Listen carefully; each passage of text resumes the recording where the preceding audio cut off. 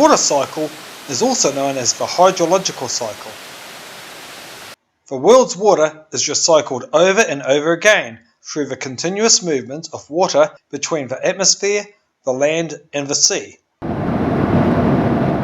Water vapour stored in the atmosphere falls as precipitation on the oceans and on the land.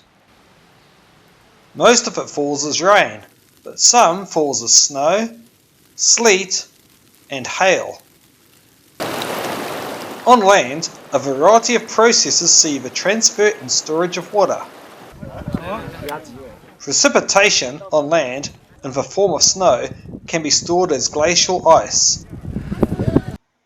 Water that falls on land becomes surface runoff. Some runoff from rain and melting snow finds its way to rivers and streams, which eventually makes its way to the sea.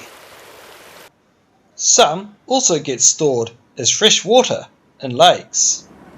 But on its journey, some runoff may percolate porous rocks such as limestone or infiltrate the soil and be stored as groundwater. Subsurface water may slowly make its way back to the surface through a spring. Precipitation on land can also get intercepted and stored by vegetation. Plants, in turn, release water vapour back into the air through the process of transpiration, which accounts for 10% of water being returned to the atmosphere. Approximately 90% of water vapour is returned to the atmosphere through the process of evaporation.